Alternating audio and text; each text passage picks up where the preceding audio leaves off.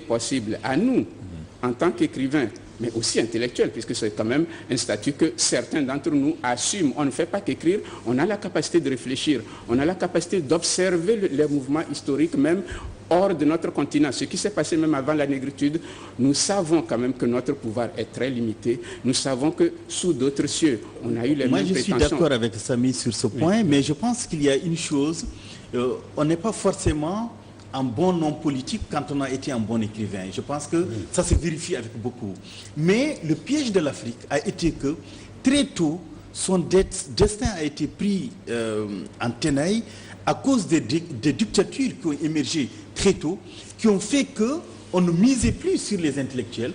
Et beaucoup d'ailleurs, vous entendez dire, on n'a pas envie d'envoyer son fils à l'école pour faire des doctorats ou faire des thèses, pour diriger ou pour avoir le pouvoir. Et là, ça a cassé l'élan. Non, mais j'allais te dire. Et là, je termine par le fait que, par exemple, vous comprendrez la phrase de Sassine qui disait qu'un écrivain en Afrique, c'est un écrivain. C'est-à-dire, on écrit inutilement, on écrit, on n'est pas lu, on écrit, on n'est pas compris, on écrit, on n'est pas écouté. J'allais élargir ton propos pour dire que ça, c'est quand on raisonne dans le prisme africain, quand on ne prend pas l'histoire des idées dans leur généralité. L'Allemagne était le pays le plus brillant en termes de littérature avec les Hermann Hesse, les Thomas Mann, les Stefan Zweig, et on avait quand même les Heidegger, on avait les Carl Smith, c'est-à-dire ce que le monde pouvait rêver d'avoir comme concentration mais des gens qui avaient accepté de sacrifier, d'accepter. Ce n'est pas ce que je veux dire, c'est que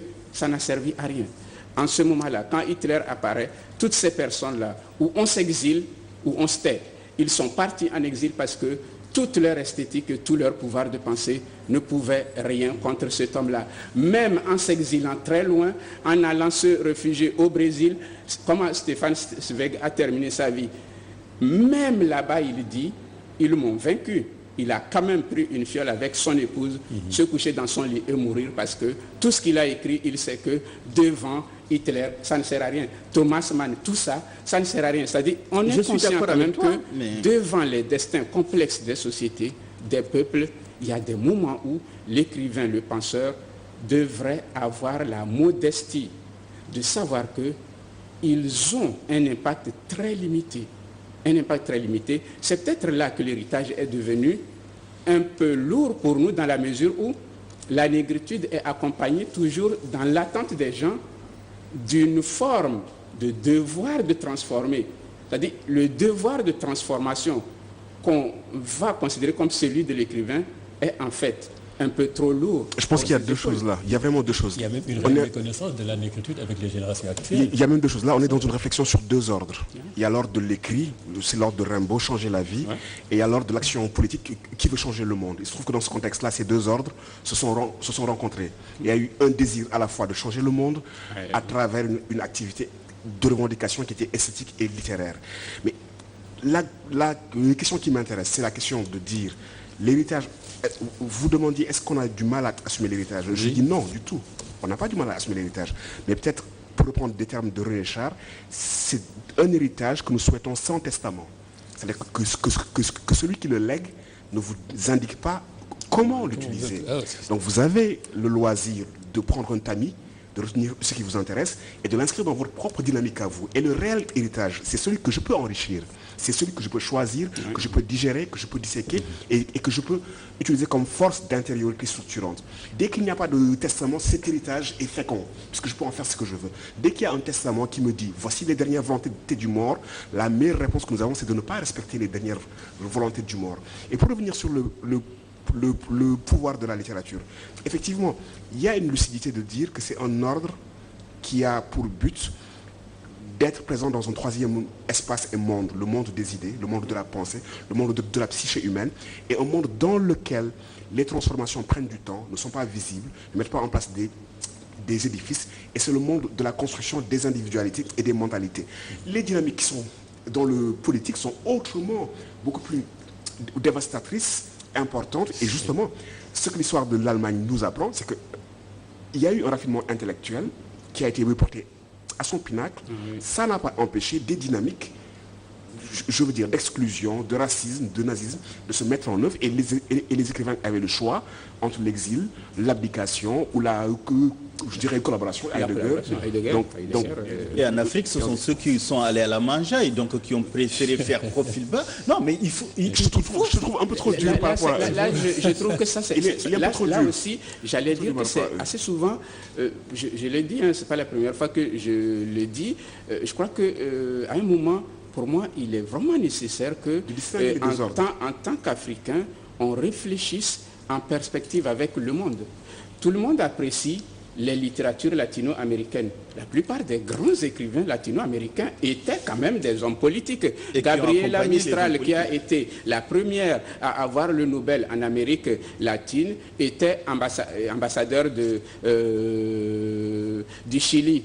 C'était pareil pour Pablo Neruda. Octavio Paz était un homme politique. Garcia Marquez ne l'a pas été directement, mais il soutenait des mouvements socialistes, Obedience Cuba. Vargas Llosa a été même candidat à la présidence du Pérou et a été battu au second tour par un Péruvien d'origine japonaise. Ils ont été quand même tous des hommes politiques. Quand on prend Asturias, il était à Paris quand il a eu son Nobel. Il était quand même à l'ambassade de son pays à Paris. C'était pareil pour Carlos Fuentes. On a le jeune Georges Volpi. La génération montante des latino-américains, il est homme politique. C'est-à-dire l'idée quand même qu'on puisse dire qu'un écrivain, en allant faire la politique, va à la mangeaille, nous fait oublier que nous lisons Malraux en appréciant quand même l'écrivain, alors que c'était un homme politique. Donc, il ne faut peut-être pas faire cette confusion. L'écrivain n'est pas hors de la société, hors du monde. La question n'est pas là. Il peut être à la fois dans la politique et l'écrivain, à condition, justement, comme tu le dis, de séparer les deux ordres.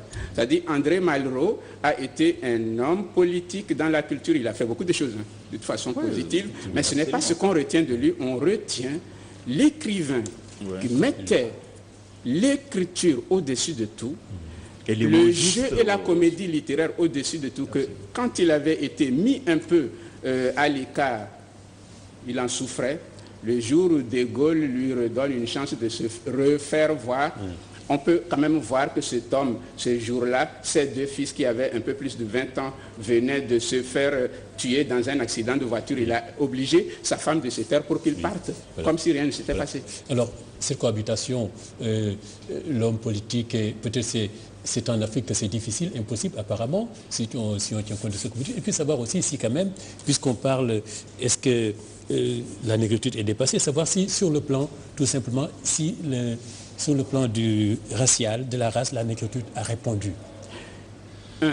Pour moi, la négritude, on ne peut pas dire qu'un mouvement est dépassé. Parce que celui qui dirait cela donne une conclusion un peu trop courte. Je crois quand même que la seule question qui se pose, Felwine l'a déjà formulée sous une autre forme, la négritude est-elle suffisamment féconde pour inspirer des voix différentes? Ça, je pense que oui. Pour ceux qui veulent encore y voir une sorte de ferment, la question de la race, elle se posera toujours. Oui. Peut-être qu'à un moment, nous la reformulerons autrement, dans la mesure où, même en leur temps, Baldwin avait eu à leur dire, hein, ce n'est pas parce qu'on est noir que le destin est le même. Quand on est noir des États-Unis, ce n'est pas pareil qu'être noir du Sénégal ou du Togo. Oui. On peut encore parler de la négritude sans être ringard ou dépassé. Ah non, mais moi je pense qu'on peut bien parler de la négritude sans être ringard. C'est tout simplement savoir ce qu'on met là-dedans. Et aujourd'hui, je pense que les générations actuelles ou les générations futures apprendront, c'est-à-dire lorsque Felwine parle d'un héritage, l'héritage, ce n'est pas forcément la reconduction de ce qui a été fait, mais prendre ce qui a été appris ailleurs, le remodeler à sa façon, l'enrichir et aider l'arbre à pousser avec de nouvelles racines, voilà, avec de nouvelles feuilles. Dernier mot sur ces Je prendrais juste des mots de Ntonji qui disait que dans la négritude, il y a quelque chose d'impérissable, parce qu'il y a une affirmation de la verticalité, de la dignité de l'homme noir qui est non négociable, quel que soit le contexte, et que dans le cas de retour au pays natal, Césaire dit que c'est l'autre côté du désastre. Donc tant qu'il y aura désastre, il faut qu'il y ait un autre côté, et cette affirmation d'une verticalité et d'une dignité non négociable de l'homme noir, ça c'est périssable. Oui, et puis quand même, cette définition de Senghor, c'est l'ensemble des valeurs d'exploitation du monde noir. C'est quand même quelque chose qui est... On peut même dire qu'au-delà, si on prend Peau noire, masque blanc ou Fanon nous donne une magnifique lecture de la poésie de Césaire et de Senghor, au-delà de ça, la négritude, c'est tout simplement un humanisme. Ça va au-delà de l'homme noir. C'est la dignité de l'homme. Très bien. On va se retrouver tout à l'heure. Vous, Samy Tchak, vous resterez dans la dernière partie. Vous allez parler, on continue la discussion, mais avec le pigment de Damas. Et Felwine aussi, tu vas nous parler des retours de Césaire dans la dernière partie. Et puis, Lamine Sam viendra, lui, il parlera de Senghor, comment ces écrivains ont illustré la négritude. Donc, nous passons, Bios, à tout à l'heure. Merci. Alors, nous passons à la deuxième partie avec nos présentations de notes de lecture.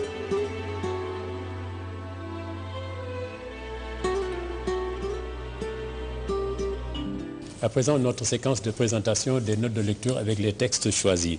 Nous allons d'abord présenter les 100 ans de solitude de Garcia Gabriel Marquez, ensuite les 3 livres de Felwine Sarr, 105 rue Carnot, Daïch et les méditations africaines, et enfin le livre d'une jeune femme turque, Soufi, Mon amour. Tout de suite donc, c'est Khalifa Touré qui est critique littéraire, qui est aussi blogueur, qui vient nous parler du dernier de 100 ans de solitude. Alors, Khalifa, vous m'avez dit, quand on parlait, qu'une jeune fille vous a dit que Marquez est le plus grand écrivain du monde. Mais vous lui avez dit non, sûrement le plus grand romancier de l'Amérique latine. C'est vrai, c'est une anecdote que j'ai vécue à l'université. Une jeune fille qui m'a dit un jour, avec plein d'aplomb, et une jeune fille qui a certainement beaucoup lu, m'a dit que Gabriel Garcia Marquez est le plus grand écrivain du monde. Je n'ai pas osé la contredire à l'époque, parce que à l'époque, je lisais les Faulkner, les Hemingway, les Dostoevsky, les Aimé Césaire, que je considère comme étant des écrivains qui sont assis sur le toit du monde. Et je n'osais pas la contredire parce qu'il y a du vrai dans ce qu'elle dit. C'est vrai que Garcia Marquez n'est pas le plus grand écrivain du monde, mais à mon avis, il est le plus grand pour ce qu'il est. Dans ce qu'il a créé, son monde, dans ce qu'on appelle le réalisme magique. Il est le maître dans ce Il est quand même fabuleux. Il a des inconditionnels ici, quelqu'un comme Boubacar Boris Diop, oui, bien sûr. Vous-même peut-être, et beaucoup d'autres. Et puis même le président Bill Clinton. Bill Clinton raconte Bill Clinton, il dit dans ses mémoires que lorsqu'il était au lycée, un jour, il lisait 100 ans de solitude en plein cours. Il a failli être rabroué par le prof, tellement il était absorbé par cette œuvre qui est vraiment magique, envoûtante. Il a failli être absorbé. Même des hommes politiques comme François Mitterrand étaient un admirateur de Gabriel Garcia Marquez. D'ailleurs, lors de la cérémonie d'investiture de Mitterrand en 1981, Gabriel Marquez était l'un des invités principaux. Mitterrand qui était on peut tout lui reprocher, mais c'était un homme politique qui lisait beaucoup. On a parlé tout à l'heure est-ce que les écrivains font de bons politiciens ou autres? Mais je dis que le monde irait mieux si les hommes politiques lisaient beaucoup aussi. Et apparemment, sa littérature a séduit Clinton puisqu'il a permis de pouvoir enfin entrer aux États-Unis. Parce que il était interdit d'entrer aux États-Unis. Alors, si on parle maintenant plus précisément de 100 ans de solitude, il faut dire que Marquez nous a quittés il n'y a pas longtemps.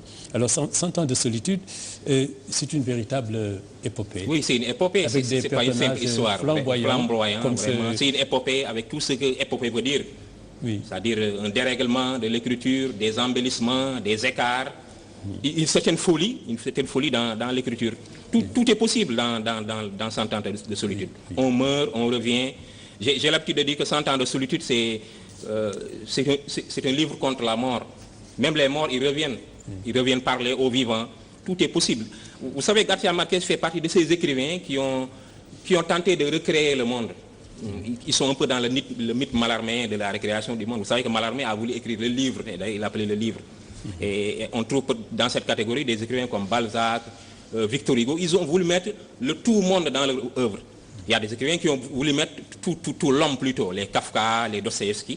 Mais Garcia Marquez fait partie des écrivains qui ont eu cette entreprise prométhéenne de vouloir mettre le monde entier dans le livre. 100 ans de solitude est une tentative de recréation du monde en réalité. C'est presque une œuvre extraordinaire à mon avis, un chef-d'œuvre. Oui. Ce collègue, vous l'avez présenté révolutionnaire, tenant à la fois de Che Guevara, de Fidel Castro. Les personnages de Gabriel Garcia Marquez sont flamboyants. C'est des personnages hauts en couleur, c'est des collages. Hein. Moi, j'aime les personnages qui sont des patchwork.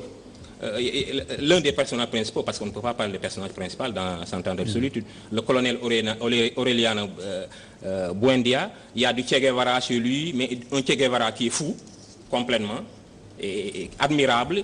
Il y a peut-être du péronisme en lui. Il y a beaucoup de personnages un peu qui sont collés et pour créer des personnages aussi inoubliables que Buendia, les Melquiades. Tous les personnages sont vraiment flamboyants. Si vous lisez 100 ans de solitude, les personnages ne vont plus jamais vous sortir de la tête, à mon avis.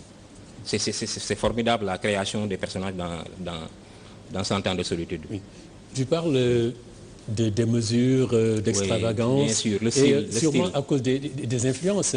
Vous dites, Bien sûr, pour lire Marquez, il faut la Bible, bien sûr. il faut Cervantes, il faut Cervantes. même François Rabelais. Oui, il faut Rabelais. Il faut aimer tout cela. Il faut Rabelais, il faut Homère. C'est une œuvre homérique. Parce que c'est un parcours initiatique. Vous savez que 100 ans de solitude, en réalité, c'est l'histoire d'une malédiction à partir d'une union incestueuse entre deux ancêtres inconnus. Donc rappelez-vous de cette peur, la peur panique de l'inceste qui est l'un des actes fondateurs de l'humanité. Je vous renvoie à Lévi-Strauss, à Freud et autres. Donc c'est une œuvre un peu qui est homérique. C'est une œuvre aussi qui est gargantuesque. Il y a des personnages dans ce roman qui passent peut-être 4 jours à manger. Et ça ne leur empêche pas d'être beau. C'est une œuvre qui est presque gargantuesque. Vous pouvez le lire aussi. Vous ne pouvez pas le lire sans la Bible. Vous pouvez lire 100 ans de solitude, la Bible à la main. Il y a cette histoire du déluge qui dure plus de 4 mois. Mais la de l'œuvre diluvienne de Garcia Marquez, c'est que après la pluie, ce n'est pas le beau temps. Après la pluie, c'est la fin. Il est en train de déconstruire, si on veut, l'histoire de Noé avec son arche. En réalité, c'est une œuvre qui n'est pas impolie, c'est une œuvre qui est irrévérencieuse, comme toute grande œuvre. Irrévérencieuse. On a parlé tout à l'heure des écrivains qui ne voulaient pas être dans le sillage de la négritude, et c'est très bien. Et il a fait œuvre de littérature et il est devenu une référence. Si vous lisez les autres romans, les Luis Sepúlveda du Chili et autres, vous verrez du Marquez, présent avec moins de poésie. Mais c'est du Garcia Marquez. Il est présent. Il n'est pas peut-être plus grand que Pablo Neruda et autres qui sont des poètes. Mais il est singulier, franchement. Il est singulier. Et vous expliquez comment l'attrait qu'il a sur les gens qui aiment la littérature? Bien sûr.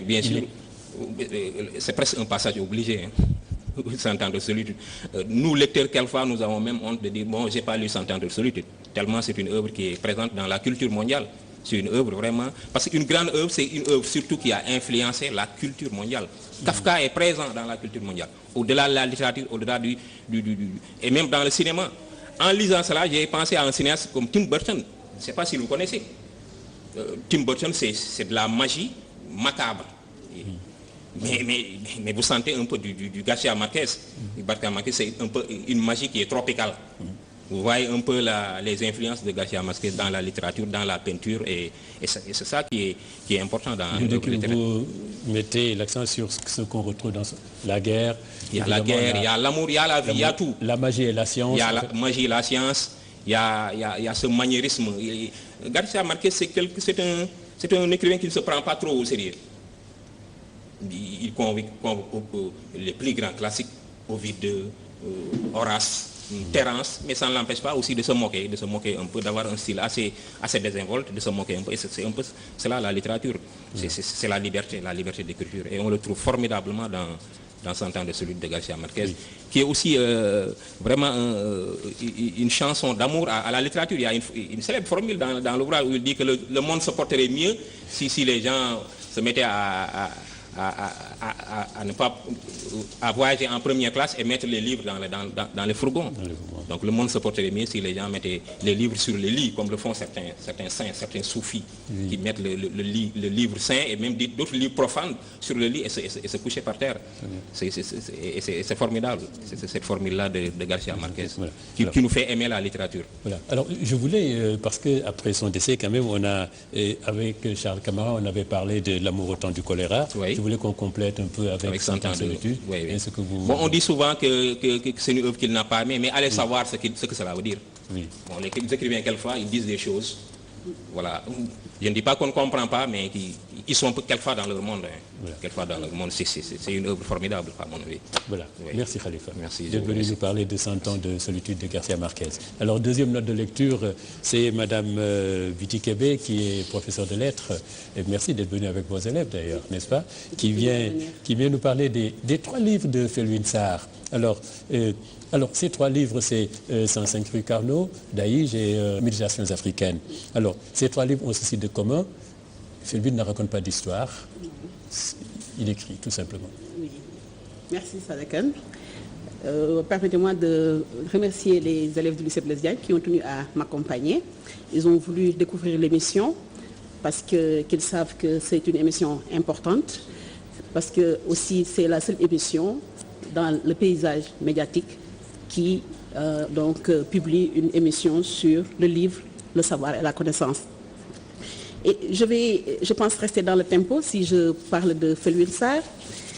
Felwine aussi est un producteur, il a plusieurs casquettes, c'est un homme qui est entre plusieurs disciplines, il est libraire, il est aussi éditeur dernièrement. En plus de cela, Felwine est un enseignant à l'université Gaston Berger, il est économiste, agrégé, maître de conférences, et j'espère que je n'ai rien oublié. Il est aussi auteur, compositeur, musicien. Il est musicien, auteur-compositeur. Il pratique les arts martiaux aussi. Oui, il y a ça, donc il faut faire attention. Donc, voilà, cela montre quand même que c'est un homme de culture. Oui. C'est pourquoi j'ai dit tout à l'heure que je reste dans le tempo si je parle de livres, de savoir et de culture. Vous avez effectivement raison d'énumérer ces 3 œuvres. Il y a d'abord, la première, c'est Daïge, qui est un tout petit, on peut dire, un palindrome de jihad, parce qu'on lit à partir de la droite vers la gauche, on a effectivement Jihad, qui est publié en 2009 par l'Arpenteur et qui est, je peux dire, le livre de la quête de sens, de la quête de soi. La deuxième production, c'est 105 rue Carnot, un recueil de nouvelles, de 6 nouvelles, composé de 6 nouvelles, et nous pouvons retracer l'itinéraire du narrateur de Tambacounda à la rue Carnot. Et enfin, donc troisième et dernière production, un an plus tard, donc en 2012, nous avons Méditations africaines. Méditations africaines que je considère comme une prolongation de Daïge, parce que c'est le même style, c'est la déconstruction, c'est les suites ininterrompues de pensée, la pensée fragmentée, un concentré dénoncé, et donc avec comme, dénominateur commun, la déconstruction. Donc oui. Le principe n'est pas nouveau. Felwine est, je pense, donc le maître de la déconstruction. Alors, je ne sais pas si vous en avez parlé dans le désordre. Vous commencez par Daïge, 105 rue Carnot, parce que... Oui, c'est l'ordre, justement. Oui, 105 rue Carnot, bon Dieu, c'est quand même le livre du commencement. Premier amour, il tombe amoureux d'une jeune fille. Alors, découverte de la poésie, un professeur lui donne une première guitare aussi, puisqu'il est musicien. Oui. Donc, c'est le commencement, et puis la personnalité de Felwine se construit là. Oui, je crois que ce sont les premiers signes de la déconstruction, de l'inversement des sens, du bouleversement. Oui, 105 rue Carnot, effectivement, nous raconte la jeunesse du narrateur. Je me dis que dans la première nouvelle, comme une mélodie, et dans la dernière, 105 rue Carnot, se cache en fait Felwine. Il utilise « je », et par rapport donc aux éléments biographiques dont nous disposons, je peux bien dire que c'est Felwine, avec son premier amour, Sali Bodian Sall, mais surtout c'est son professeur Pierre Clavier, on peut dire donc qui lui a donné, qui a mis entre ses mains le livre de Senghor, Ostinoir, et on peut dire que c'est l'élément déclencheur. Et oui, il a déclamé pour lui un essai et il lui a donné des conseils, bien sûr, des recommandations, je vais dire donc Felwine a fait sienne, parce qu'il lui a dit donc de doter les mots d'autrui de sa bouche, d'écrire avec ses propres mots, sa propre langue, son propre tempo, ses propres rythmes, etc. Donc de recréer le monde, de recréer donc son monde à lui, son univers, mais avec ses propres mots. Et je pense que c'est ce qu'il a admirablement réussi. Il a relevé donc le défi et gagné le pari haut la main à travers donc les Daïge et Méditations africaines. C'est une écriture, en tout cas, qui rompt avec les canevas traditionnels usuels. Donc le professeur a fait vraiment une véritable incitation à la déconstruction. Oui. Mais dites-moi, si on regarde son œuvre, oui. Alors Daïch et méditation, oui. Quel est le lien, puisque vous semblez les mettre ensemble? Alors, est-ce que Daïch peut-il permettre de comprendre les buts et les objectifs, justement, de cette méditation? Oui, pourquoi je les ai mis ensemble? Parce que moi, je me dis qu'il faut passer par le djihad, parce que nous avons ici le palindrome de Dahij, donc il faut passer par le djihad pour pouvoir accéder à la méditation. Donc, Dahij, le djihad est déjà une étape nécessaire, un préalable. Il ne s'agit pas maintenant du djihad tel que nous le connaissons avec Ali dans la bataille de Badar, mais il s'agit donc d'une quête de soi, d'une quête de sens, de la parole donc féconde, productrice de sens, constructive. Il le dit, il crie plus qu'il ne le dit, il dit je veux sortir de moi-même, sortir de ma race, de mon sexe, de ma religion, de mes déterminations. Donc c'est la déconstruction de soi d'abord, avant de déconstruire par rapport aux autres. Parce que le thème du lien à l'autrui est très présent dans les deux œuvres. Je ne vais pas dire romans parce que ce ne sont pas des romans, il n'écrit pas de romans, il ne raconte pas une histoire telle que nous le connaissons avec un schéma narratif, une situation initiale, etc. Donc ce sont des suites ininterrompues de pensées énergisantes quand même, donc autour d'un discours, je vais dire, un discours intelligible et convaincant. Alors, les méditations, c'est une sorte de peut-on dire, maturation de la personnalité de Felwine Sarr? Oui, une personnalité qu'il a construite déjà dans son adolescence avec la rencontre de Pierre Clavier qui lui a mis entre les mains, non pas seulement Senghor, mais Baudelaire, Dante, donc tous les grands écrivains. Tout à l'heure, Khalifa Sall a cité quelques écrivains pour dire qu'ils se situent au toit du monde. Moi, je me dis qu'il y a certaines rencontres donc, qui peuvent changer le destin d'un individu. Si toutefois, il n'est pas dans la fiction, en parlant de ce maître qu'il a rencontré. Donc, par rapport à la déconstruction, Sada, comme je vous l'ai dit, il y a donc cette étape nécessaire pour accéder à la méditation. Il n'est pas simple de trouver le chemin de la vérité de son âme et de son corps. L'auteur pose des préalables. Il faudrait que l'individu déjà se débarrasse de tous les irritants psychiques, ce qu'il appelle l'irritant psychique, donc c'est ce qui empoisonne, on peut dire l'âme, le mental, la haine, la colère, l'envie, la jalousie, l'orgueil. Donc ça, c'est un préalable.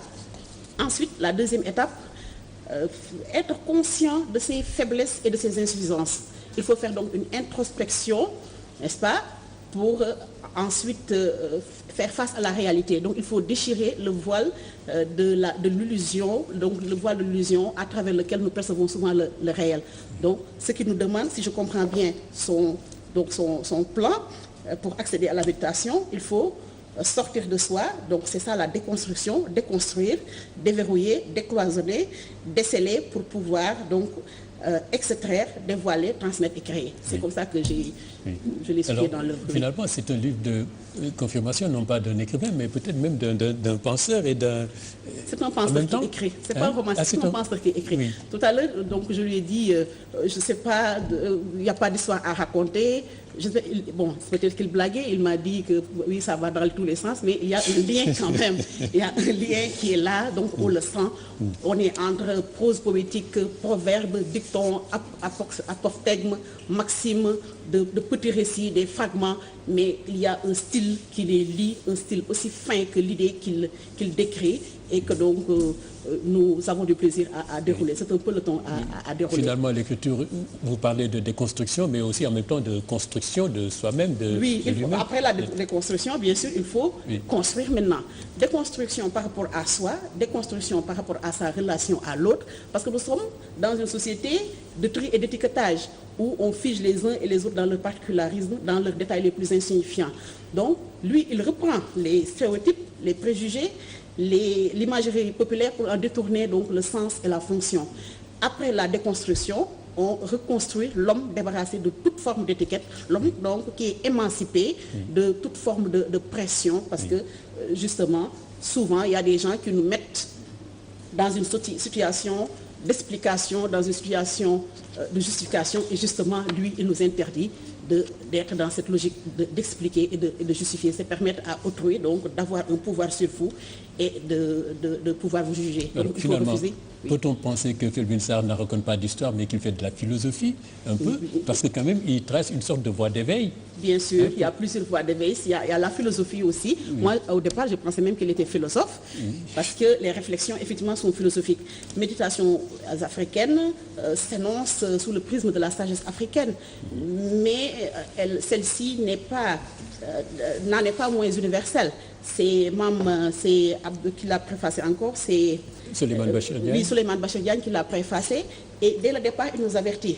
Ces méditations ne ressemblent pas à celles de Descartes.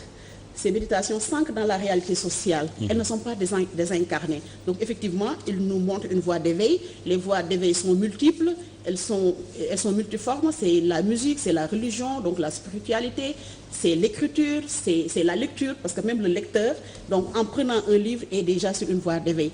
Parce que la lecture lui permet d'être, de croître et d'accroître son élan vital. L'écrivain donne de la force, de la lumière. Il offre des sentiers à arpenter, une oasis où bivouaquer et enfin un phare donc, qui éclaire le lecteur, qui ingurgite donc la pensée de l'auteur et qui en devient grand, si je peux le dire ainsi. Voilà. Alors, qu'est-ce que vous conseillez, Madame Ndeye Biti Kébé? C'est de lire les 3 bouquins de Felwine en même temps? En tout cas, moi, je les ai lus. Parce que moi, j'ai découvert quand même Méditations africaines dans une émission ici de la 2STV. Oui. Et dès le lendemain, je vous ai appelé pour vous demander si vous avez le livre. Oui. Parce que la présentation déjà me disait que ce livre est une feuille de route, c'est un bréviaire. Oui. On peut quand même s'en servir comme un livre de chevet. C'est après avoir lu que j'ai cherché Darige et bien sûr 105 rue Carnot, vous connaissez l'histoire, c'est lui-même qui me l'a offert. Oui. Voilà. Et Sada, je voulais parler aussi de la religion. Oui. Donc peut-être je vais terminer par cela. Oui. Oui. Parce qu'il y a une autre façon de penser. Felwine nous donne une nouvelle approche par rapport à la religion. Il est contre déjà, donc il critique la pédagogie de la peur, la pédagogie de la culpabilité. Le prêche doit se faire par amour. Et il y a beaucoup de maximes autour de la religion, d'abord, qui nous invitent à l'humilité, au partage et à la modestie. Il dit, Dieu, en offrant la vie, a offert par la même occasion sa présence à tous, en tout moment et à tout lieu. Ça, c'est une vérité. Ensuite, il dit, le premier homme qui entra au paradis refusa d'y entrer seul. Parallèlement à ce dernier, le premier homme qui entra en enfer fut un être conscient de sa vertu et imbu de sa piété. Donc moi je me dis que Felwine nous invite à l'humilité, à la modestie, n'est-ce pas, donc pour mieux vivre avec les autres, pour mieux gérer les malentendus. Parce qu'il dit que dans toute relation, il y a une part de malentendus. Et donc pour préserver l'harmonie, il faudrait gérer les malentendus, surtout pour ceux dont les oreilles ne sont pas suffisamment câblées pour partager nos points de vue et nos convictions. Merci bien, Madame Biti Kébé, donc de nous avoir présenté ces 3 livres de Felwine Sarr, 105 rue Carnot, Daïge et les Méditations africaines. Nous terminons avec la dernière note de lecture, Soufi mon amour. L'auteur, c'est une femme turque d'une 40aine d'années environ. Elle s'appelle Elif Shafak. Alors, c'est Thierno Niang qui le présente. Vous êtes juriste et puis faites aussi des critiques. Vous êtes chroniqueur aussi. Oui, chroniqueur au magazine Femmes d'Afrique d'ailleurs. J'ai aussi publié un recueil de poésie Lumière de la Renaissance en 2012. Voilà, c'est cela. Ouais. Alors, cette jeune femme, c'est une auteure à succès dans son pays. Oui. Elle écrit en anglais et en turc. Elle est née en France de parents turcs. Elle a enseigné aux États-Unis. Oui, déjà merci pour l'invitation. Je suis très heureux d'être ici, de partager ce plateau littéraire. C'est vraiment un honneur. Vous l'avez dit, en fait, ce livre est remarquable et l'auteur aussi. Déjà, c'est une auteure très connue. Comme vous l'avez dit, elle a vendu plusieurs millions d'exemplaires. Elle en est à son 2e exemplaire. Donc, elle s'appelle Elif Shafak. C'est une Turque. Elle a fait une formation en sciences politiques. Elle a enseigné aux États-Unis. Aujourd'hui, elle vit à Londres. Donc, mais la trame de ce livre est impressionnante parce que, en fait, Ella, qui est l'héroïne principale du livre, elle a 40 ans. elle est mariée depuis 20 ans. Elle a 3 enfants. Elle vit dans une certaine aisance matérielle. Elle est une femme au foyer. Mais à ce beau tableau manque l'amour. Et pourtant, elle est mariée. Et c'est ça qui est extraordinaire. Et voilà. Comment elle va rencontrer ce sentiment? Elle va être engagée comme critique. Ou bien elle va travailler pour le compte d'une agence littéraire qui va lui envoyer des manuscrits, mais notamment un manuscrit. Elle devra faire un compte rendu, une critique. Et quand elle reçoit ce manuscrit et qu'elle commence à lire ce manuscrit, quand elle commence à rédiger son rapport, elle rencontre le sentiment profond, l'amour. Alors ce qui se passe, il s'agit d'amour, mais d'amour platonique. Absolument. Entre cette jeune femme et ce soufi qui vit à Amsterdam. Ouais. Voilà. Et cette femme, elle est juive américaine en plus. Oui, elle est juive américaine, elle est non pratiquante, elle est femme au foyer. Et à un moment, elle tombe amoureuse d'un fantôme. C'est pourquoi on dit de l'amour platonique. Parce qu'elle connaît Aziz, l'auteur du manuscrit, à travers des courriels. Ils s'échangent des courriels. Ils ne se sont jamais vus. Pas dans la même vie. Aziz vit de l'autre bout de l'Atlantique, aux Pays-Bas. Elle vit aux États-Unis. Donc ils ne se sont jamais vus. Ils échangent des courriels. Et pourtant, il y a déjà une certaine alchimie. Voilà. Et c'est là que commence la trame de l'histoire. Et en fait, ce roman, pourquoi il est aussi extraordinaire comme je le... Parce que c'est un roman dans un roman. En fait, il y a la vie de Ella, mais il y a aussi, en sus de cette vie de Ella, le manuscrit que lui a envoyé Aziz, qui est nommé Doux blasphème.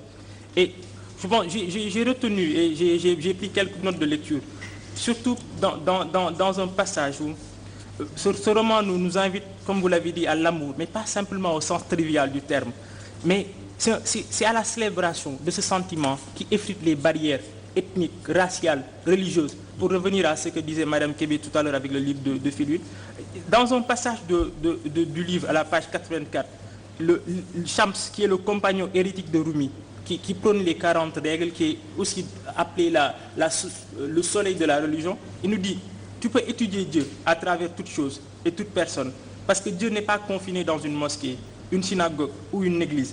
Mais si tu as encore besoin de le savoir précisément où il réside, il n'y a qu'une place où le chercher, dans le cœur d'un amoureux sincère. Je pense que c'est extraordinaire, cette approche de la religion, mais aussi de la philosophie qui sous-tend.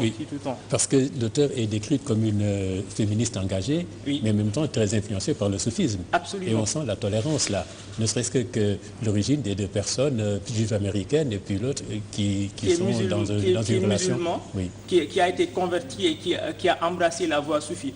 Mais ce qui est extraordinaire, moi je continue parce que la trame même, parce que je vais encore citer un autre passage de livre. Parce que c'est aussi une invite à l'introspection, à la communication, mais aussi à l'adoption. Ou bien on doit adopter, ce qu'on prône Ella ou bien Shams, le langage des valeurs dans ce monde. Et dans un passage, Shams défend une fille de joie qui souvent, ce sont des filles ou bien des femmes qui sont souvent stigmatisées, jetées aux orties. Et il dit que la seule vraie crasse est celle qui emplit nos cœurs. Les autres se lavent. Il n'y a qu'une seule chose que l'on ne peut laver à l'eau pure, les taches de la haine et du fanatisme qui contaminent notre âme. On peut tenter de purifier son corps, mais seul l'amour purifiera le cœur. Et on remarque en poursuivant l'histoire, quelque temps plus tard, la fille a changé.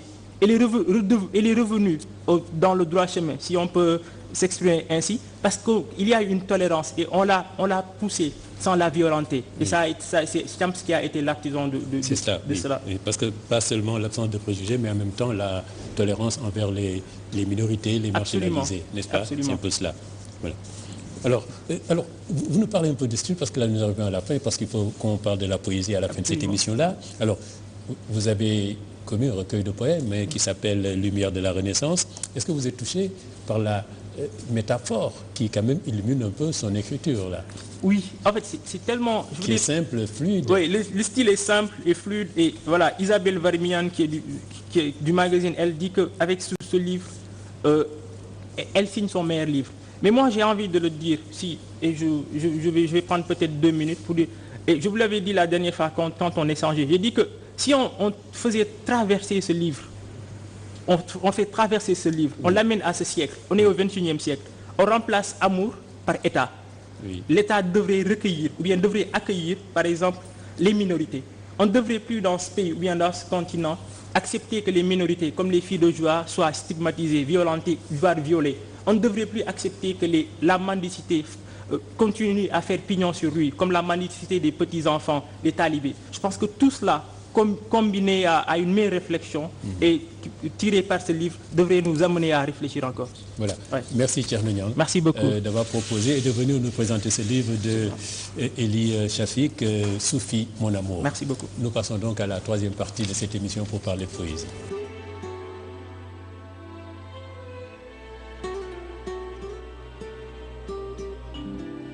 Dernière partie de cette émission Impression, nous allons toujours parler de l'actualité de l'esprit de présence africaine.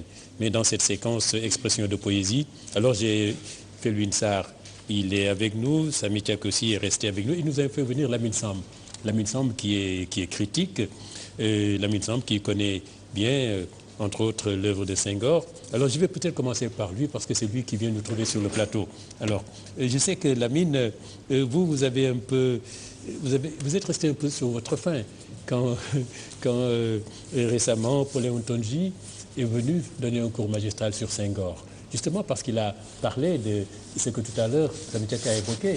Suleiman Bachir Diagne me disait dans une émission, Senghor, il a donné des verges pour se faire battre et qu'il a même fait de la provocation parce que l'émotion est nègre comme la raison est hélène. Justement, il a même écrit en alexandrin, qui est vraiment le comble de la provocation. Bien, ça c'est la grande affaire, l'émotion est nègre comme la raison hélène. C'est vrai que la dernière fois avec la conférence du professeur émérite Paulin Ontonji, à un moment donné, il a été fait cas de ce fameux... Lui, il a parlé de phrases, mais effectivement, c'est un alexandrin. Bon, et comme l'alexandrin, vous savez, ça suit une certaine rhétorique, une certaine réglementation pour qu'on ait un alexandrin de 12 syllabes, de 12 pieds, ou bien de 12 groupes de souffle.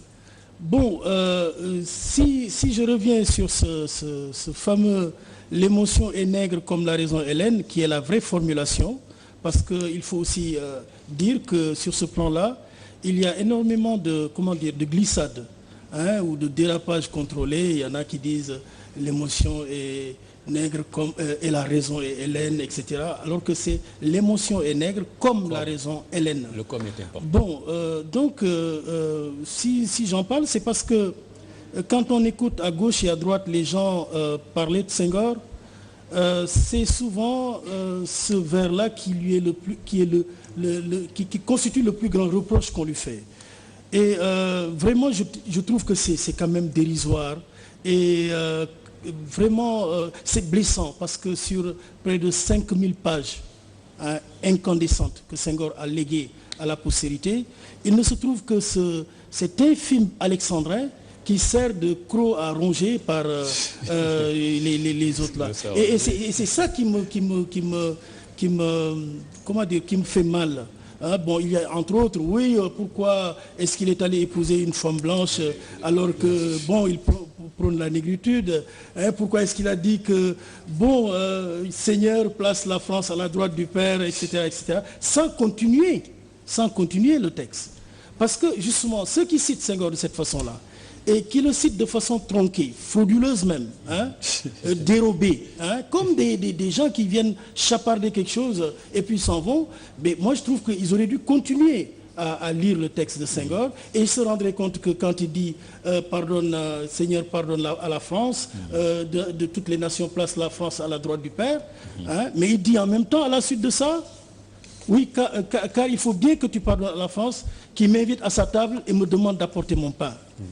Qui conseille de cheminer par la voie droite et chemine par les voies obliques, etc. Bon, et tout un ensemble de reproches que Senghor fait à la France, mais qu'on tait volontairement. Alors pour l'émotion et la raison, comme la raison hélène, je disais donc au début que c'est un alexandrin.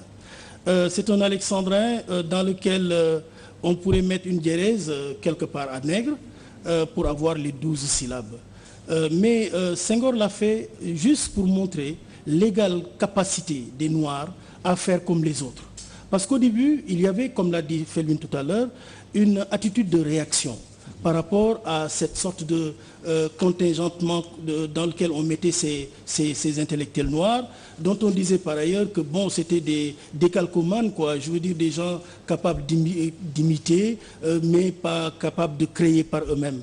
Mais Senghor a montré le contraire.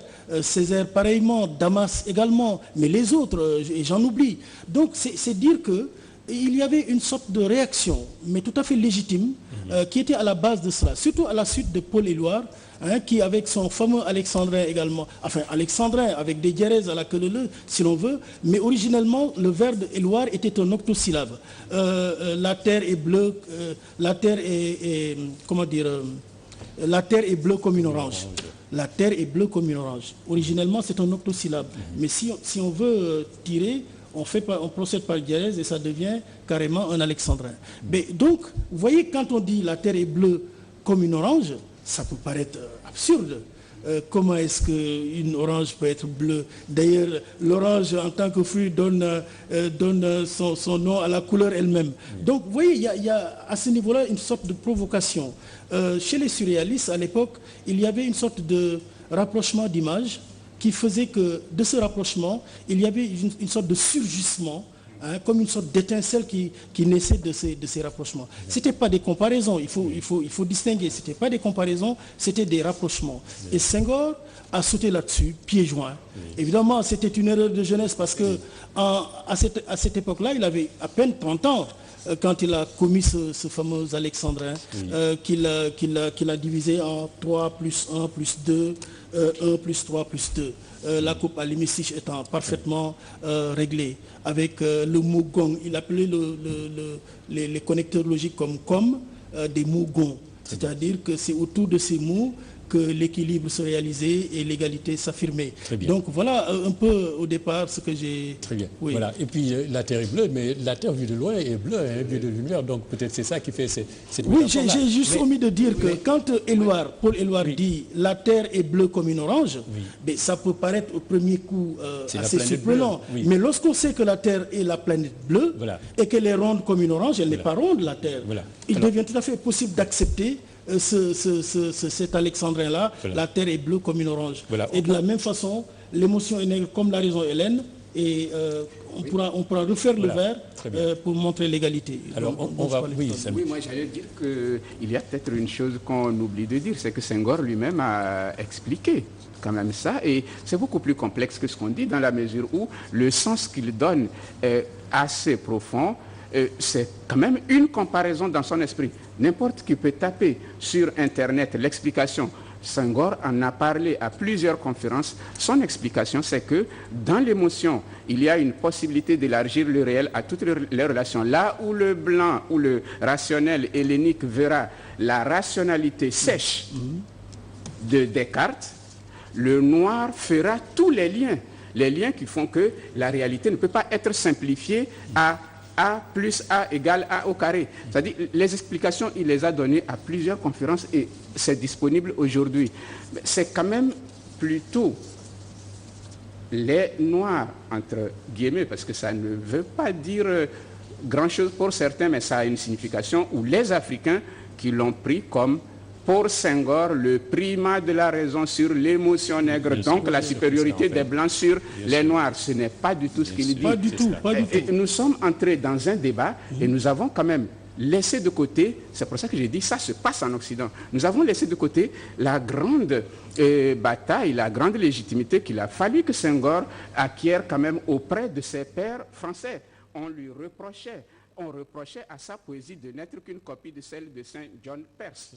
Parce qu'au moment où nous discutions sur l'histoire de l'émotion est nègre comme la raison Hélène, on délégitimait sa poésie parce qu'elle n'est qu'une copie de celle de Saint John Perse. Et lui-même a totalement réfuté cette accusation-là en disant que, et je n'avais pas lu Saint John Perse. C'est ce que j'allais dire, il n'avait pas lu, et quand il lit Saint John Perse, il voit quand même que la ressemblance entre son écriture et Saint John Perse est incroyable, et il explique quand même d'où ça lui vient, c'est de sa culture. Voilà, il n'avait pas lu Saint John Perse. Sur la raison et sur l'émotion Il nègre, faut dire que vous allez parler essentiellement de Césaire aussi, vous de Damas, lui de Senghor, pour voir comment, s'ils illustrent bien cette pensée présence africaine. Donc juste un petit mot sur l'émotion nègre, comme l'a raison Hélène. Comme samedi, Senghor parle d'une raison étreinte. Il parle d'une raison intuition. Et il a lu, et c'est sur les données immédiates de Bergson, et il considère que la raison n'est pas l'ultima linéa. Et que dans la raison étreinte, dans la raison intuition, il y a une perception plus élargie de la réalité. Les soufis, quand ils débattent entre eux, considèrent que l'intellect est un moyen de perception, mais qu'au-delà, il y a une saisie de la totalité que l'intuition réalise qui va au-delà de l'intellect. Donc cette idée-là, elle existe dans la culture négro-africaine, elle existe aussi dans la culture mystique. Et je voulais dire que les grands auteurs, ils ont cette difficulté. Plus ils sont connus et réputés, moins ils sont lus. Et plus on les résume à quelques fragments. Nietzsche, ce sera l'aphorisme 125, la mort de Dieu, sans lire au début, sans lire la fin. Senghor, ce sera la prière de paix, la raison est Hélène comme l'intuition nègre, et ainsi de suite. Et ça rentre dans la culture populaire. Et on a tellement le sentiment de les connaître qu'on fait l'économie d'aller les lire. Et c'est comme ça qu'il reste. Alors qu'il a dit, pour bien me comprendre, il faut lire ce que j'ai écrit. Mais le lire dans sa globalité. C'est-à-dire qu'il y a une lecture fragmentée, et puis il y a une lecture de la totalité de l'œuvre qui éclaire les écrits de jeunesse, les influences, les cheminements, même. Il y a les reniements. Un auteur, à un moment donné, dit, je ne pense plus ce que je pensais. Mais Lévi Brûle, que Senghor appréciait, a écrit vers la fin de sa vie, dans les cahiers, la raison primitive. À un moment d'ailleurs, c'était un débat parce que Lévi Brûle réunit quand même cette pensée qui avait pourtant fasciné Senghor et qui l'a influencé. Oui. Alors, Senghor, Césaire, Damas, il faudrait quand même savoir si quand même dans leurs écrits, ils ont bien quand même montré c'était quoi que d'être nègre, c'est important de le savoir. Hein?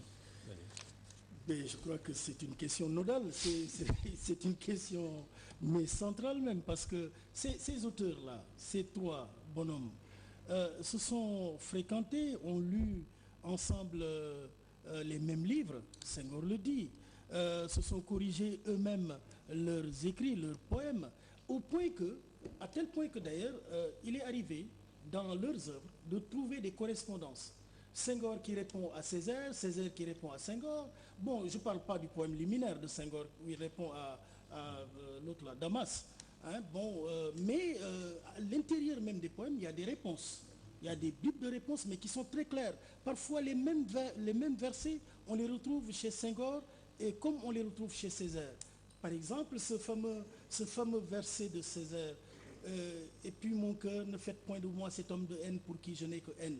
On retrouve exactement le même verset chez Senghor. Donc c'est dire que ils ont fait œuvre commune, même si chacun d'entre eux l'a fait dans son style, dans sa sensibilité, Senghor ayant un peu plus de hauteur par rapport à eux parce qu'ils parlaient tous d'Afrique. Mais il n'y en avait qu'un seul qui était d'Afrique. Oui. Les deux autres avaient l'Afrique en imaginaire. Damas, lui, il est sans mêler. Alors donc lui, il était plus concerné par la revendication de la couleur, lui. Ah oui, disons qu'on peut les séparer vraiment de Damas pour qui la revendication de Je suis noir est le fondement même de sa poésie. Dans Pigment, c'est quand même de ça qu'il s'agit. Quand on prend des poèmes comme Complainte du nègre ou Savoir vivre ou Blanchi, c'est vraiment la revendication de ce qui fait que je ne serai jamais vous. Je suis noir. Par exemple, bailler en mettant la main sur la bouche, non, je baillerai en mettant la main sur le cœur. C'est-à-dire, pour qu'on voit vraiment ma gueule de nègre ouverte, je ne vais pas accepter votre civilisation de il ne faut pas manger la bouche ouverte ou parler la bouche pleine. C'est-à-dire, le rejet chez lui est... Ça, c'est OK. Voilà, c'est dans OK. Lui, le rejet est tel que, quand on prend l'histoire à l'envers, on se rend compte que c'était celui qui avait quand même la difficulté à être noir à vue d'œil, puisque lui là quand même un peu de sang mêlé. Les autres qui sont noirs avaient plutôt une négritude qui tendait à l'humanisme. C'est-à-dire quand on les lit, Senghor, ce n'est pas une revendication de nous sommes noirs, nous sommes beaux, nous sommes ceci, c'est qu'est-ce qui ferait que la négritude ajouterait à la beauté de l'humanité. C'est aussi ça la démarche de Césaire, reprise par Fanon. Fanon, quand même, dans Peau noire, masque blanc, fait une lecture magistrale de Senghor et de Césaire. On a même l'impression qu'en lisant Fanon, on les comprend mieux qu'on les a compris en les lisant soi-même. Et Fanon termine son peau noire, masque blanc par les vers que vous avez cités. Il les reprend presque textuellement. C'est-à-dire, faites de moi un homme qui s'interroge. C'est-à-dire, c'est quand même cet humanisme-là qui est dans leur texte. Oui, alors justement, Felwine Césaire, lui, il insiste beaucoup sur cette mission de l'homme qui n'est pas terminée. Et aussi, en même temps, est-ce que c'est une métaphore pour garder la permanence du combat? Juste avant peut-être de revenir à son Parce texte. qu'il a plus une poésie quand même de contestation que... C'est ce qu'on dit, mais si on le lit entre les lignes, on se rend compte qu'il y a le Césaire volcanique. Mais derrière le Césaire volcanique, il y a le Césaire qui dit « Ma négritude n'est pas une unité de morte. » Sur le monde voilà, de la terre. Voilà, elle n'est pas une tour ni une cathédrale. Et plus loin, elle dira c'est pour la soif universelle, c'est pour la faim universelle. Donc il dépasse la revendication de race et il l'inscrit dans un humanisme plus large. Et ceux qui le lisent et qui veulent le limiter et le cantonner à la race n'ont lu qu'une des dimensions. Effectivement, ils partent de leur singularité, mais ils disent nous proposons un humanisme à tout le monde. J'ai envie de revenir sur l'histoire du livre, sur l'histoire du cahier de retour au pays natal. Donc on raconte que Césaire est à la rue d'Ulm.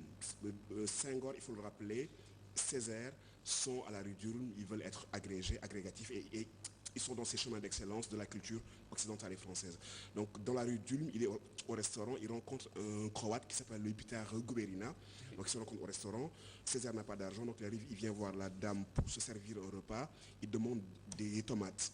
La dame lui demande, ne voulez-vous pas de viande? Il lui dit qu'il est végétarien par philosophie. Et Peter Guberina qui est derrière lui dit moi aussi je partage la même philosophie. En fait il n'avait pas de sous. Donc la dame comprend que ces deux étudiants de la rue n'ont pas d'argent, elle ferme les yeux et elle les laisse manger de la viande. C'est les vacances, Peter Guberina rentre chez lui à Zagreb et invite Césaire à venir là-bas parce que Césaire n'avait pas d'argent pour aller en Martinique. Donc Césaire arrive chez lui et Zagreb, la Croatie, ressemble aux Antilles. Il est chez Peter Guberina, ils sont au 3e étage et puis il voit un chapelet d'île. Puis il lui demande, mais cette île-là que je préfère, c'est quoi son nom? Et Peter lui répond, Martinisca. Il dit, ah bon? C'est mon île, la Martinique, est-ce que tu as des feuilles? Et Peter lui dit, je n'ai pas de feuilles, mais j'ai un cahier d'écolier. Il lui donne le cahier et Césaire monte et commence à écrire le cahier de retour au pays natal. Donc il écrit le premier texte. On est en 39, il est à la rue d'Ulm, et un de ses anciens, ce qu'on appelle un caïman, c'est-à-dire un agrégé répétiteur, l'aide à publier la première mouture du texte dans une revue qui s'appelle Le Volonté. Ce qu'il faut savoir, c'est que ce texte-là, de 39 à 56, Césaire est revenu dessus, de manière continuelle. Il ne faut pas croire que ça a été un premier jet. Il y a eu plusieurs moutures, il l'a retravaillé, il l'a mûri, et il y raconte son retour au pays natal, son retour sur sa négritude. J'ai longtemps erré et je reviens vers la hideur désertée de vos plaies. Embrassez-moi donc sans crainte. Donc il signe l'acte du retour et il y pose les fondements de sa négritude, sa vision de sa négritude en termes, je dirais, poétiques. C'est peut-être là l'espace qu'il a gagné, puisqu'en les posant en termes poétiques, il leur offre un espace de signification multiple. Senghor a dit c'est l'ensemble des valeurs de civilisation du peuple noir.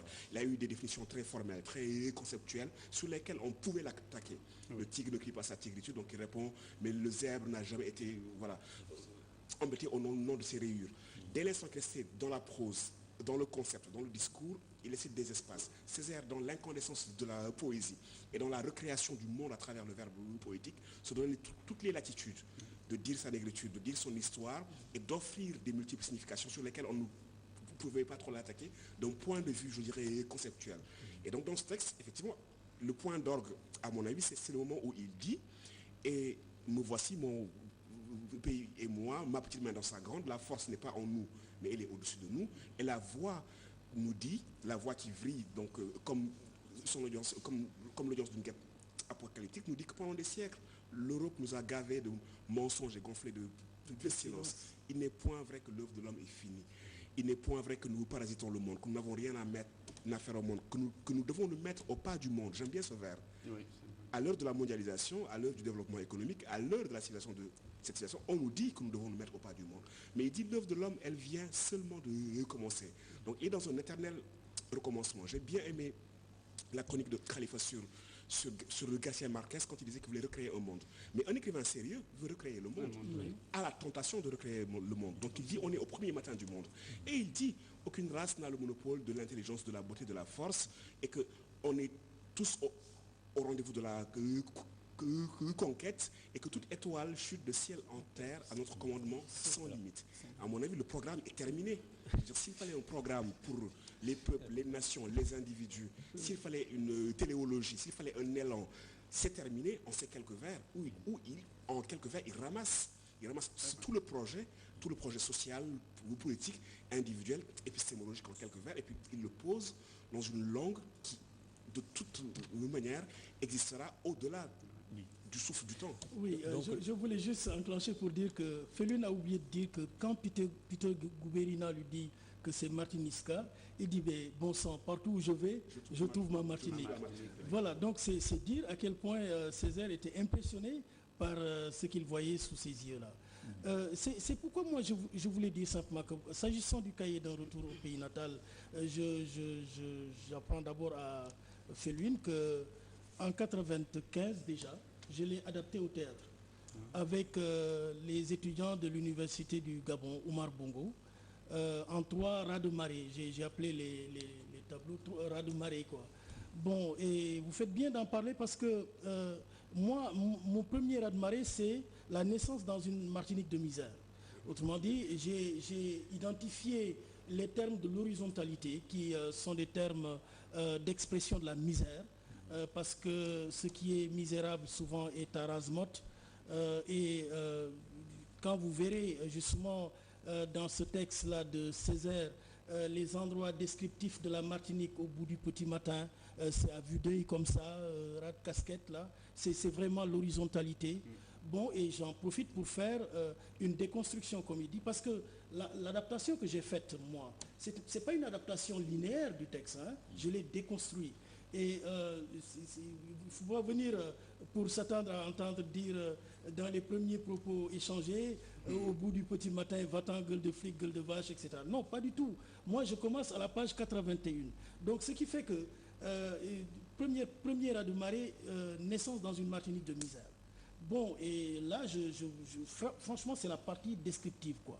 Et puis, deuxième partie, le départ de l'île et la révolte généreuse. Car Césaire lui-même dit qu'il est parti de sa Martinique avec volupté.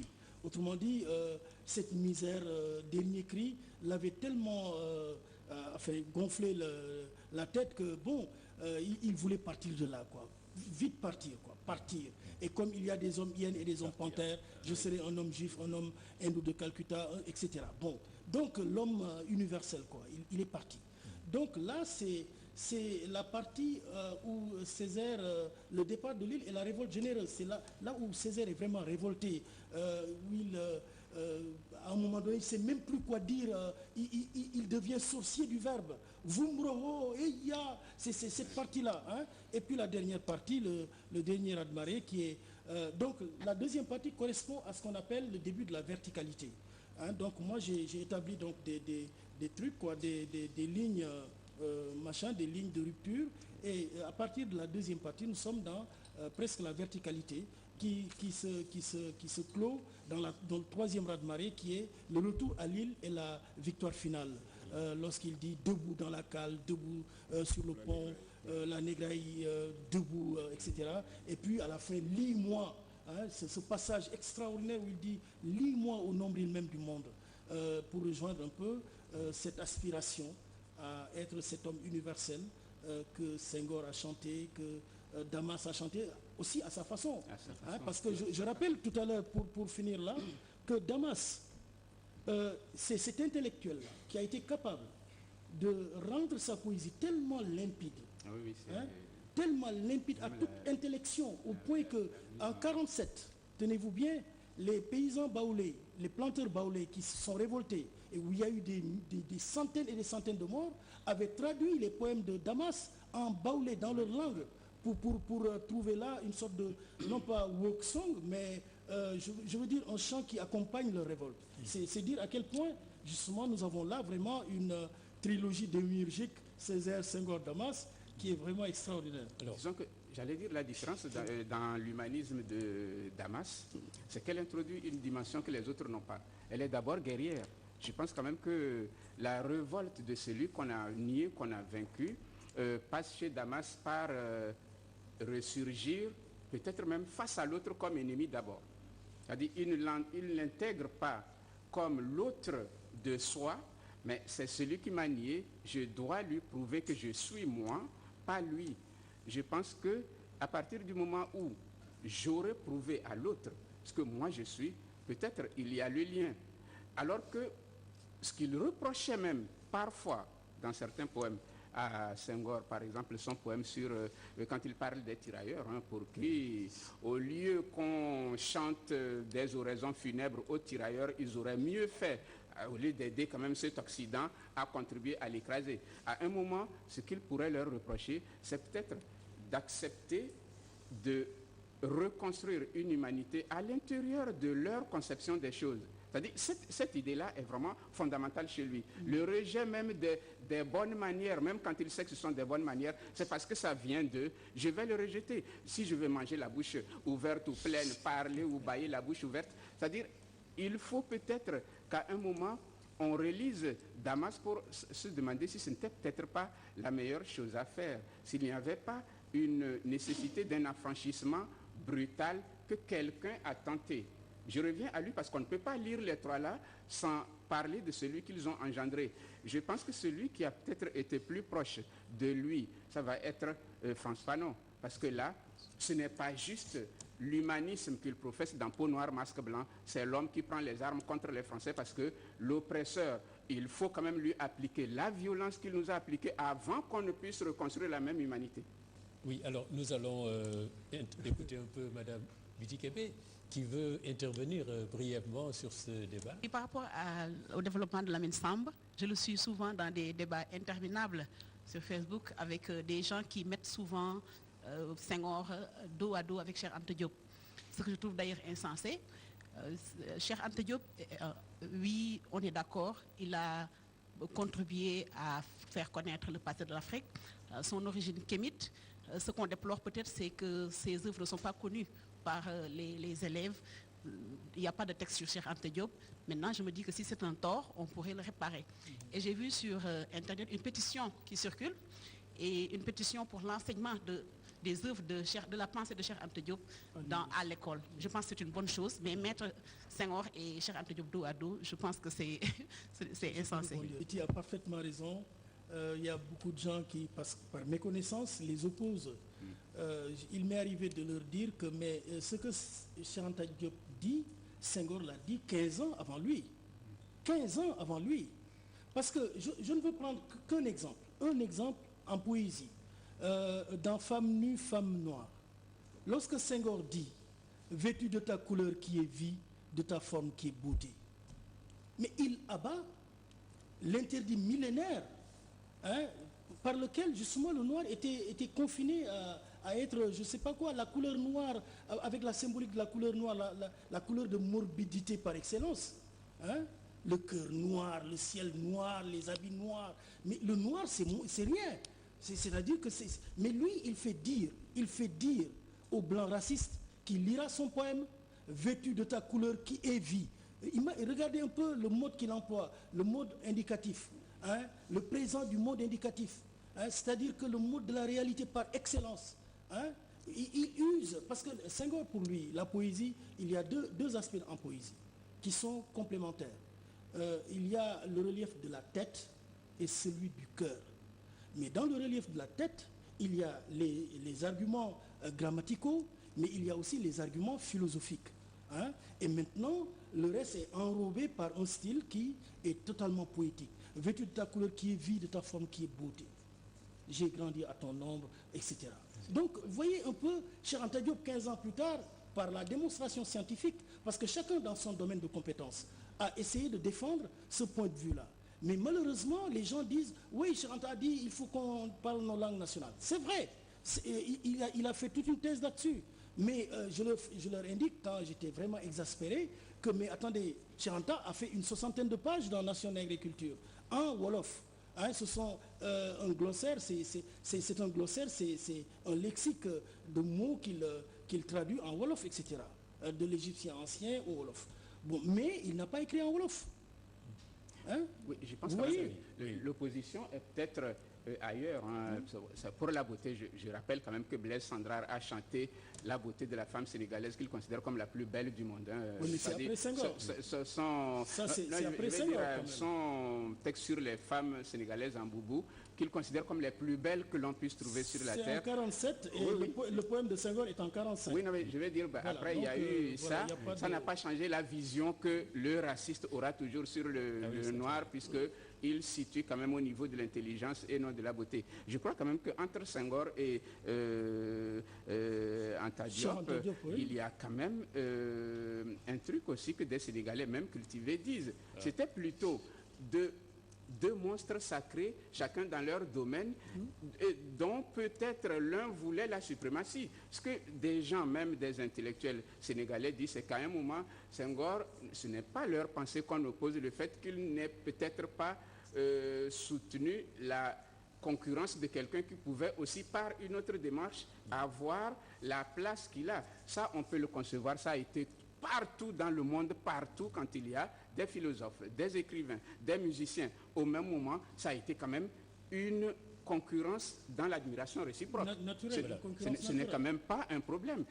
On pouvait se détester dans l'admiration réciproque, ou si on a un pouvoir plus grand, on pouvait tenter d'étouffer l'autre pour être seul. Ça, ils se sont réconciliés. Là, je vous préviens, on est à la fin vraiment, mais peut-être conclure brièvement, savoir si donc l'objet de cette discussion-là, si vraiment ces poètes dont on a parlé, Senghor, Césaire Damas, ont vraiment, si leur discours est encore actuel, ce que le discours apporte comme héritage à l'idée présence. Oui, moi je dirais même une chose, je crois quand même qu'il y a une nécessité de les relire en se disant que ce n'est pas un discours, c'est de la poésie. Oui. Et qu'à ce moment-là, on trouvera leur poésie vivante, actuelle, atemporelle. Elle est immortelle. Oui. Ils sont actuels parce qu'on en parle justement.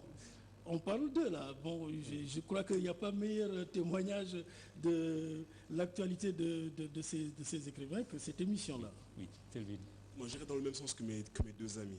Je pense que dès l'instant qu'on est dans le souffle du langage poétique, on est dans le souffle de la signification sempiternelle et sans fin.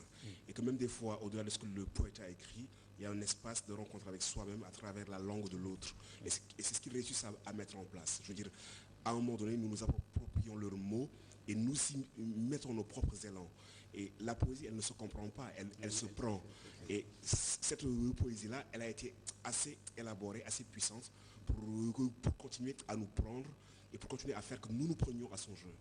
Vous n'êtes pas seulement passionné par Senghor, vous représentez une association des fans de Damas ici. Oui, je suis le représentant. Je suis le représentant en Afrique, au Sénégal, de l'ASALD. L'ASALD, c'est l'association des amis de Léon Damas, qui est en Guyane, à Cayenne plus précisément, avec Eugénie Rézère, qui est la présidente. Donc ça, c'était une...